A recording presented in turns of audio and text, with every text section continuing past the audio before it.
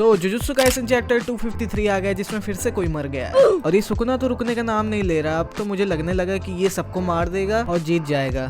इसी को main character घोषित कर देना चाहिए। चैप्टर की शुरुआत एक फ्लैशबैक से होती है जहाँ पे हम लोग अपने गोजो भैया को देखते हैं, नानामी को देखते हैं और मेमे को देखते हैं। और इन तीनों लोग में ये बातचीत हो रही थी कि ग्रेड 1 में सबसे ज्यादा स्ट्रॉन्गेस्ट सॉर्सरर कौन है।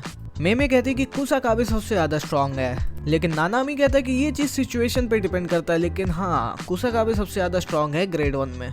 गोजो भी उन दोनों की बात पे एग्री करता है और कहता है कि अगर हम 3 क्लैन वाले सॉर्सरर्स को अलग कर दें तो हाँ कुसाकाबे सबसे ज्यादा स्ट्रॉन्ग है ग्रेड 1 में। कुसाकाबे अपनी इतनी तारीफ सुन के कहता है कि भाई नहीं यार, मैं इतना ज्यादा ताकतवर नहीं हूँ, तुम लोग बड़ा चढ़ा के बोल रहे हो। और फिर हम लोग प्रेजेंट टाइम में आते हैं और देखते हैं कि माकी और सुकुना की लड़ाई अभी भी जारी है। हम लोग देखते हैं कि लड़ाई के वक्त बहुत सारी बिल्डिंग्स इन लोगों के ऊपर गिर रही होती हैं, बहुत सारी कार्स भी गिर रही होती है। इसी का फायदा उठा के सुकुना इन्हीं का कवर लेके अपने स्लैशेस का अटैक माकी के ऊपर करने लगता है, लेकिन माकी कैसे तो भी बड़ी मुश्किल से उन स्लैशेस से बचती है।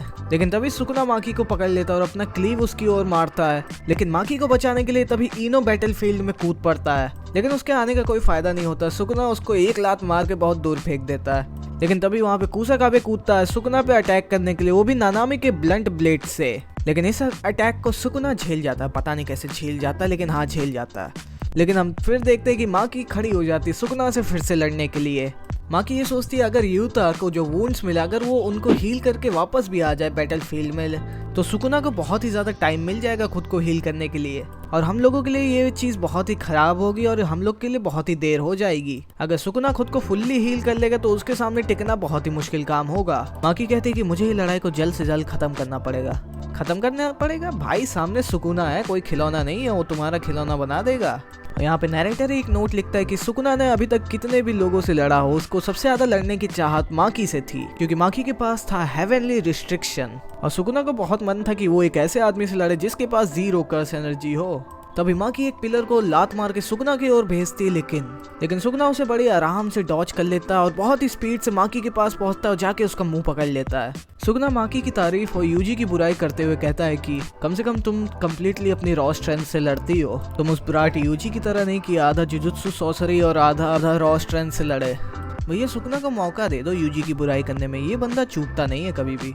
लेकिन तभी सुकुना चिल्लाते हुए कहता है कि आज हम लोगों को फाइनली पता चल जाएगा कि क्या ज्यादा इंपॉर्टेंट है, जुजुत्सु या फिर फिजिकल बॉडी।